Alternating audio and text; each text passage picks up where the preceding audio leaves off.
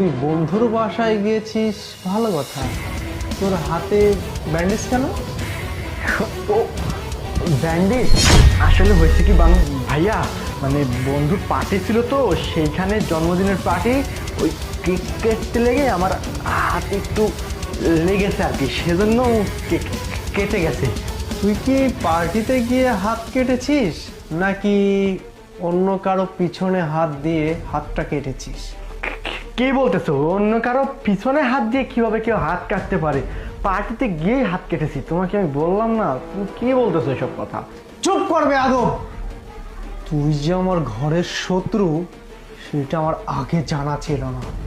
তোর ভাবি আমাকে অনেকবার বলেছে যে তার শরীরে কেউ এসে হাত দেয়, বিভিন্নভাবে ডিস্টার্ব করে সে ঘুমের মধ্যে থাকা সত্ত্বেও।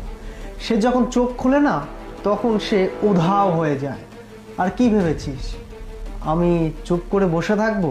তোর ভাবির পেছনে না কাটা তার দিয়ে দিছিলাম, যে হাত দিবে তার হাতই না একদম কেটে কুচি কুচি হয়ে যাবে, যার প্রমাণ তুই নিজেই। তুই যে এতটা খারাপ আগে জানতাম না। দেখো ভাইয়া, আসলে আমি না বুঝতে পারিনি, বিশ্বাস করো আমি ইচ্ছে করে এই কাজটা করিনি, এমনিতেই ভাবির সাথে মজা করতাম।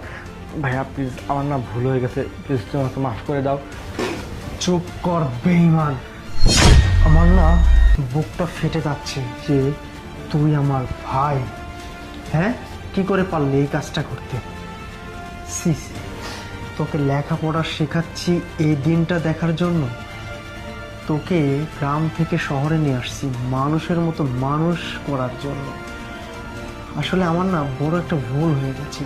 আমি সত্যি জানতাম না যে অমানুষকে কখনো মানুষ করা যায় না, কিন্তু চেষ্টা করছিলাম, কিন্তু তার বিফল তুই উত্তরটা দিয়ে দিয়েছিস। শোন না, আমি আজকে তুই ভাই জন্য ছেড়ে দিচ্ছি না। তুই আজকে এই মুহূর্তে আমার বাড়ি থেকে চলে যাবি। ভাইয়া হ্যাঁ, যেটা বলছি সেটা খালি শুনে যা। আমার সাথে আর কোনোদিন সম্পর্ক রাখার চেষ্টা করবি না।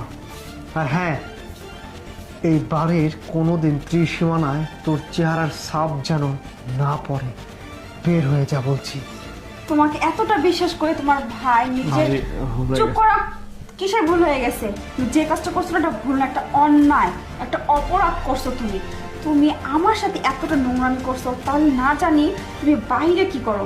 তোমাকে যদি এখন ক্ষমা করে দিই না, তুমি আবার পুনরায় একই কাজ করবে। তুমি এবার বুঝতে পারবে যে জীবনটা কত কঠিন। এই মুহূর্তে বাড়ি থেকে বের হয়ে যাও, যাও। হ্যাঁ, বের হয়ে যা।